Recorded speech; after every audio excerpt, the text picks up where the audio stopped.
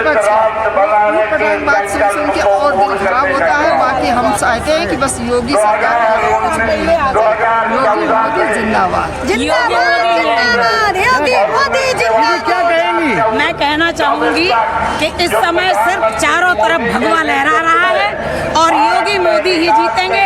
हमारी भाजपा सरकार ही बनेगी, क्योंकि एक ही ऐसी सरकार है जो हमारे सनातन को मान रही है, हमारे देवी देवताओं को मान रही है। बाकी तो सब फिर समझ ही रहे हैं, जो राम को लाए हैं हम उनको लाएंगे, जो राम को लाए हैं हम उनको लाएंगे। दिल्ली में फिर से हम भगवा लहराएंगे, दिल्ली में फिर से हम भगवा लहराएंगे। जय जय श्री राम। क्या कहना चाहेंगे बताइए? क्या कहेंगे, देख रहे हैं आप, देश में कमल, धन पे कमल, मन में कमल, प्रदेश में कमल खिल रहा है। इसी तरह से हम लोग भी कमल खिलाने के लिए एकजुट हुए हैं। आज हमारे माननीय मुख्यमंत्री योगी आदित्यनाथ जी आ रहे हैं, उनके स्वागत में हम लोग धूप में खड़े हैं। लेकिन भगवान ने देखकर देखिए कितना साथ दिया है। तो इसी के साथ हम कहेंगे, सत्य सनातन की छाया का आसन होगा शासन पर, सत्य सनातन की छाया का आसन होगा शासन पर। राम भक्ति राज करेगा दिल्ली के सिंहासन पर। तो राम भक्त ही राज करेगा दिल्ली के सिंहासन पर, ये हमारी भारतीय महिलाएं कह रही हैं। और लगातार आधी आबादी जिसको साइलेंट वोटर समझा जाता है, विपक्ष इस बात को समझ नहीं पाता है कि वोट कहां पड़ गया। यही वो आबादी है, यही वो आज की आधे % की आबादी है देश की, जो वोट डालने का काम करेंगे हमारे साथ। और कुछ कहना चाहती है जी, क्या कहेंगे? ये कहना चाहूंगी, नजर उठाकर देख विपक्षी, जनता की ललकार है, कमल खिला है कमल खिलेगा, अब की 400 पार है। ये देखिए जोश कितना है, और यही जोश से भाजपा जीतती है। और विपक्ष को भी कहना चाहते हैं, इन महिलाओं का अगर आप लोगों ने प्रेम जीत लिया, इन महिलाओं के अगर दिल में बस गए, तो आपको जीतने से कोई नहीं रोक सकता। इसीलिए मोदी और योगी जी ने हुंकार भरते हैं कि हम लोग कैसे जीत रहे हैं, कैसे इन लोगों के दिल में योगी मोदी जी बस चुके हैं, और आपको भी बसाना इसलिए जरूरी हो जाता है। और आप भी जब ये 400 पार करते हैं, तो आप भी 450 पार कर सकते हैं। मगर कहीं ना कहीं मन में और दिल में कहीं ना कहीं माहौल बनाने का काम आप ही को करना पड़ेगा। बने रहिए ऐसी खबरों को देखने के लिए, बने रहिए एनआई भारत के साथ। मैं अक्षांश चतुर्वेदी, कानपुर। जय जय श्री राम। मित्रों, हम लोग हैं इस समय कानपुर के बाबूपुरा में, और हमारे साथ देख सकते हैं भाजपा के समर्थक। सबसे बड़ी बात, सबसे पहले देश को रखा है, उसके बाद हमारे राम जी को रखा है, उसके बाद दुर्गा मैया को रखा है, उसके बाद बीजेपी को रखा है। यही है सनातन, यही है देशभक्त, और इसी तरह के लोगों को दिखाने का प्रयास एनआई भारत करता है। तो हमको लग रहा था कि अभिनंदन पाकिस्तान से कहाँ से आए? अपने ससुराल से वापस किस जगह से? जब देश को ये सम्मान योगी जी के समर्थन में है, ये संत की वेशभूषा में है, योगी जी के संत हैं। क्या कहना चाहते हैं? 17 अप्रैल 2023 से निकाय चुनाव से 2024 तक संकल्प लिया है विकसित भारत संकल्प यात्रा में। जबकि मोदी जी शपथ ग्रहण नहीं ले रहे हैं, जबकि इसी वेशभूषा में कानपुर से उत्तर प्रदेश में घूमने करते हैं। जहाँ जहाँ योगी जी और मोदी जी की जनसभा होती है, अन्य पार्टियों से जनसभा होती है, वहाँ मैं जाता हूँ। क्या नाम क्या है? क्या करते क्या है? छोटा सा व्यापार करता हूँ, वहाँ का सुबह काम करता हूँ। अच्छा, क्या बात है। देखिए, ये मीडिया वाले हैं एक तरीके के, और सुबह अखबार वितरण का कार्य करते हैं, और शाम को सनातन व्यवस्था संभालने के कैसे शब्द बजा रहे हैं। इसको कहते हैं सनातन व्यवस्था।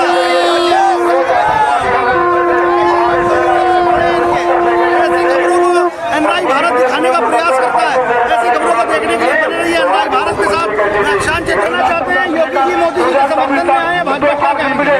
दो कालखंडों में आम लोगों के आशीर्वाद से, आम लोगों के समर्थन से भारतीय जनता पार्टी के प्रधानमंत्री आदरणीय मोदी जी ने देश को किस तरह से विकास के मार्ग पर तेजी से आगे बढ़ाने का काम विकास हो, ऐसी व्यवस्था को सूचित करने का काम भ्रष्टाचार मुक्त तरीके से सभी लोगों को घर मिले। प्रधानमंत्री आवास योजना के माध्यम से, आयुष्मान कार्ड के माध्यम से मोदी जी की गारंटी और 400 जो पार्क की बात कर रहे हैं, यहाँ पर हजारों लोग आए हैं। क्षेत्र में बाबूपुरा क्षेत्र पड़ता है और हमारे साथ तमाम जो कानपुर के जो लोग हैं वो यहाँ पर आए योगी जी की जनसभा को देखने और सुनने।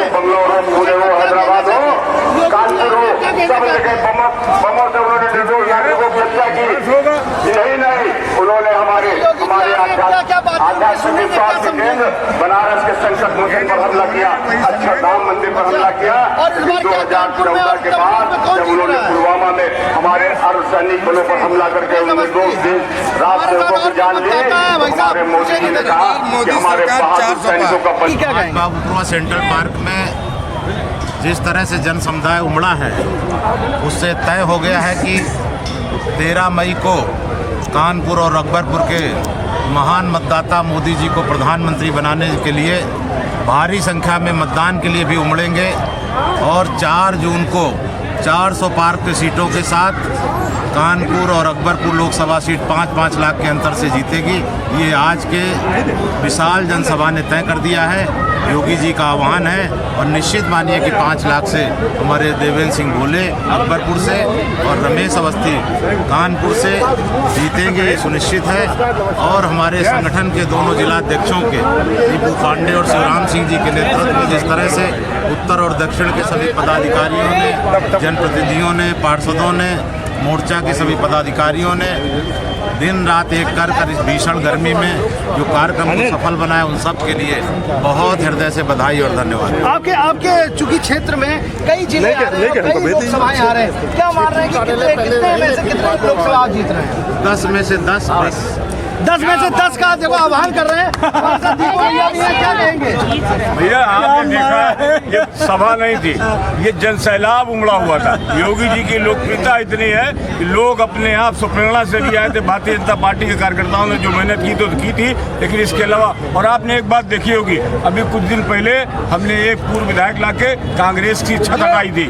अभी 2 दिन पहले हमने एक पूर्व केंद्रीय मंत्री के भाई को लाकर उनकी जमीन हटा दी। आज हमने 3-4 और नए नेताओं को उनके साथियों के साथ लाके वो दीवार भी गिरा दी जो बिना किसी आधार के खड़ी थी। अब केवल कांग्रेस का भग्नावशेष कानपुर में मिलने वाला है, इनकी जमानत जब्त होने वाली है। 4 जून का मित्रों इंतजार करो। तो अब केवल वो भग्नावशेष दिखेंगे कांग्रेस के। अब कांग्रेस शेष नहीं रहने वाली है और इसके लिए मैं भारतीय जनता पार्टी के अपने नेतृत्व का, अपने कार्यकर्ताओं का बहुत बहुत धन्यवाद देते हैं।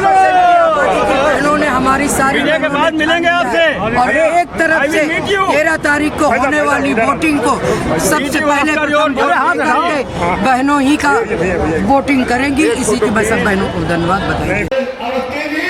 हमारे बीच में हमारे विधानसभा के अध्यक्ष भाई सतीश महाराज जी, हमारे सांसद आदरणीय श्रद्धेय पचौरी जी और हमारे लोग पूरे बुंदेलखंड का और सत्र के भाग का उत्तर देने के जहाँ उत्तर प्रदेश में एक आदमी के साथ न्याय करने का काम, सबका साथ सबका विकास, जो माननीय प्रधानमंत्री जी का आपका एक गुण था, उसको आसाद करते हुए जिस तरीके से उत्तर प्रदेश के मुख्यमंत्री ईमानदार और तपस्वी मुख्यमंत्री जी ने आगे बढ़ाने का काम किया। मेरे मित्रों, मैं उन्हें हृदय से बधाई और धन्यवाद देता हूँ।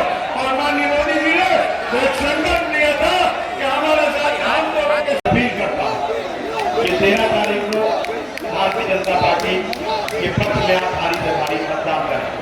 और मुझे शपथ है, मैं आपका बेटा हूँ, आपका भाई हूँ, आपका पुनः एक बार फिर आशीर्वाद चाहता हूँ। और ये मेरा बात सौभाग्य है, आज मुझे आशीर्वाद देने के लिए उत्तर प्रदेश के यशस्वी मुख्यमंत्री माननीय योगी आदित्यनाथ जी स्वयं आए, क्योंकि जिनका आशीर्वाद मुझे मुख्यमंत्री जब नहीं थे तब भी हमेशा मिलता रहा। तो एक बार पुनः मैं उनका स्वागत करता हूँ, लंदन करता हूँ, अभिनंदन करता हूँ और प्रबंधन करता हूँ। मैं धन्यवाद देना चाहता हूँ कि मुझे आशीर्वाद आए।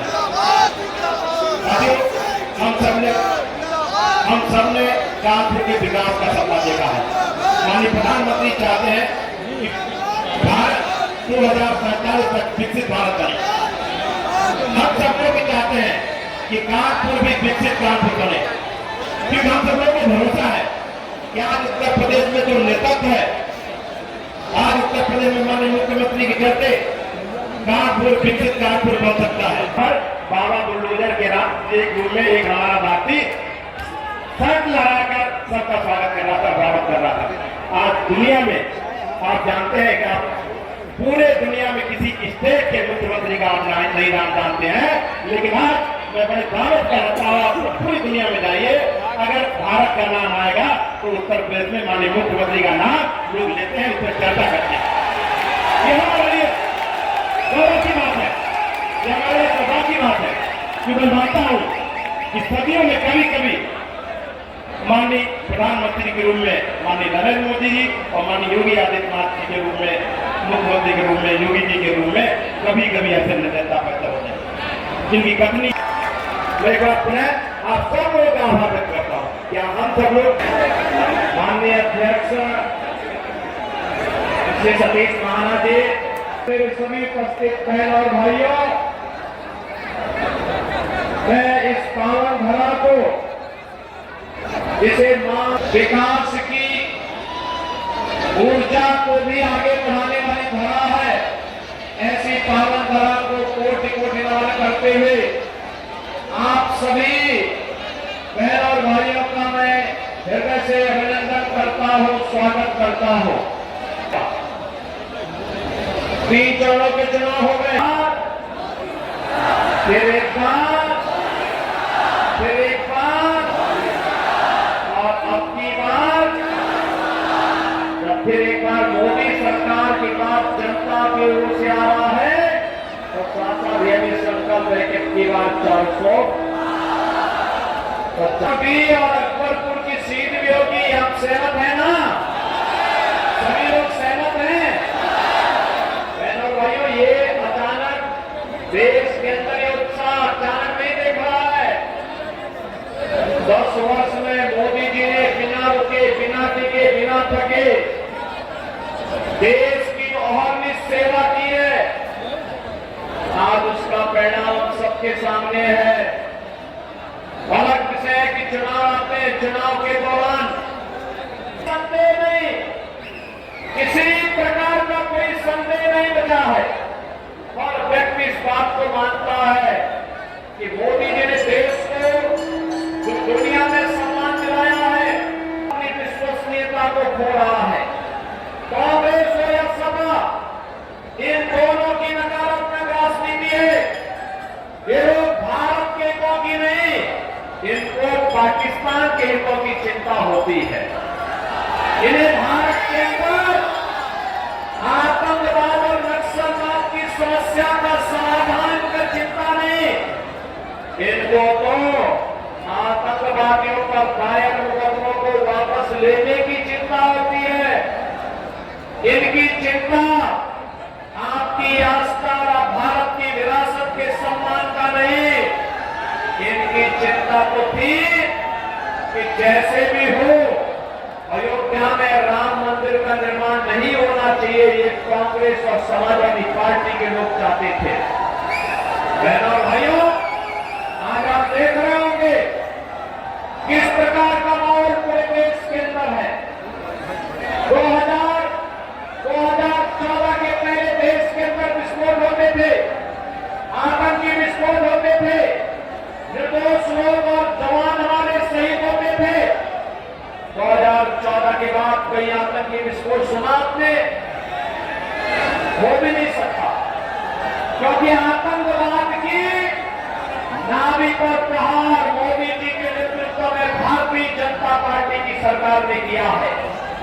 कोई छेड़ता है तो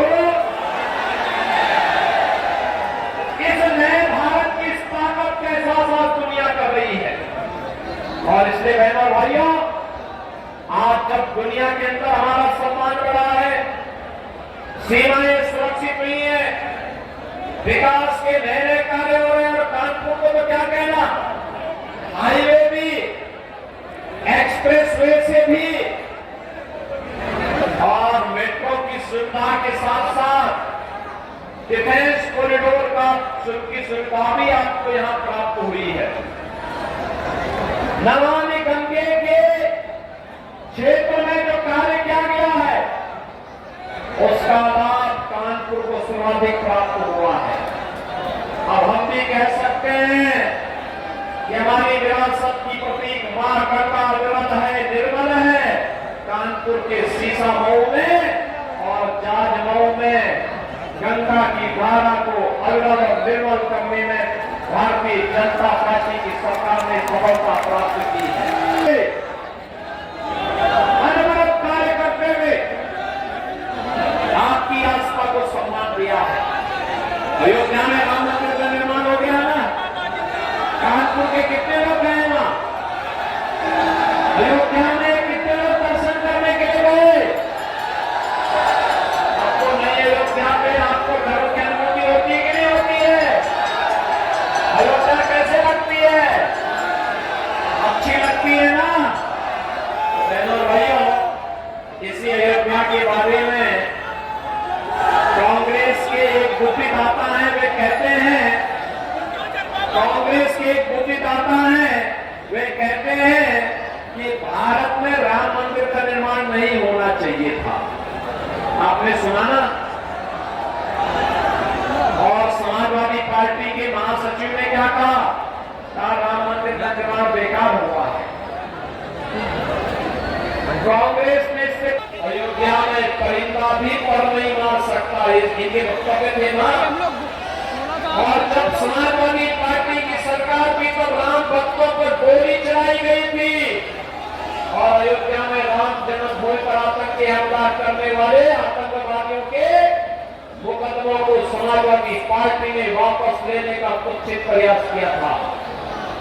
आप मुझे बताइए, जो लोग राम मंदिर का विरोध कर रहे हैं, आतंकवादियों का समर्थन कर रहे हैं, भारत की सुरक्षा में सेंध लगाने वालों का समर्थन कर रहे हैं, क्या इनको सत्ता में आने का अधिकार होना चाहिए? क्या ये लोग सत्ता में आएंगे? और सत्ता में आएंगे तो फिर क्या करेंगे? आतंकवाद का पुराना दौर फिर वापस आएगा। आज ये परिवर्तन आपको दिखाई देता है देश के अंदर। बहनों भाइयों, ये सच है कि मोदी जी के नेतृत्व में परिवर्तन हुआ। जब बार बार चुन करके देखेंगे तो मोदी जी के नेतृत्व में चमत्कारिक परिणाम भारत के अंदर देखने को मिला है। चुनाव स्पष्ट रूप से दिखाई दे रहा है। एक तरफ राम भक्त है, एक तरफ राम द्रोही है।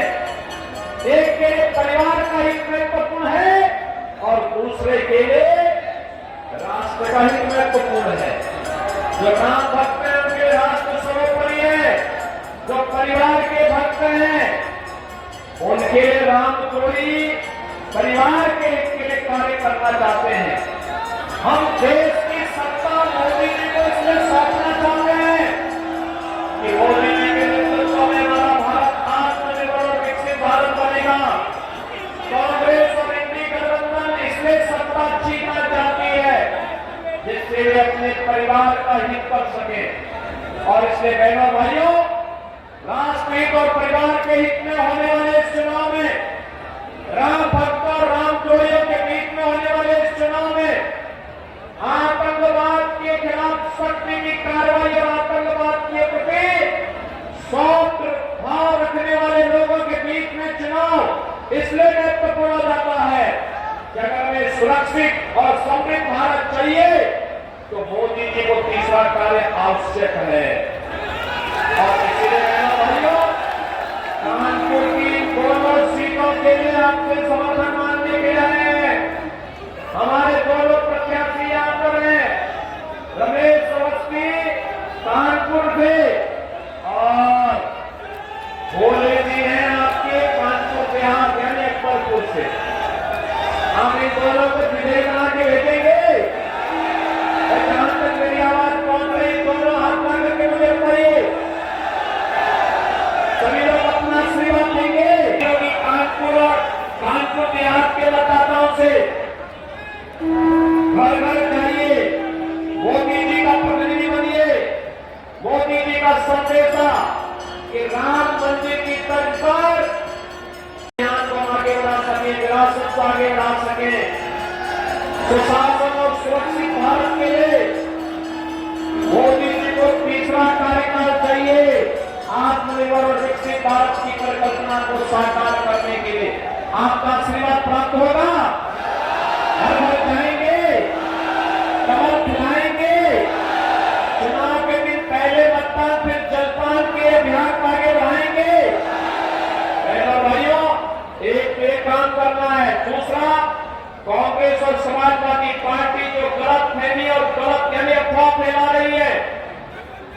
कि भाजपा आएगी तो संविधान बदलेगी, उनसे पूछना। भारतीय जनता पार्टी मोदी जी के नेतृत्व में 10 वर्ष से शासन कर रही है। मोदी जी ने बाबा साहब भीमराव अम्बेडकर के पंचतीर्थ बनाए कि नहीं बनाए? बाबा साहब भीमराव अम्बेडकर के प्रति सर्वोच्च सम्मान का भाव भी व्यक्त किया। और यही नहीं, कांग्रेस को जब भी अवसर मिला उसने बाबा साहब भीमराव अम्बेडकर, और आज इसीलिए मैं आपके पास आया कहने के लिए, कांग्रेस का मैनिफेस्टो आप देख लीजिए, यूपीए सरकार के समय के कारनामों को देख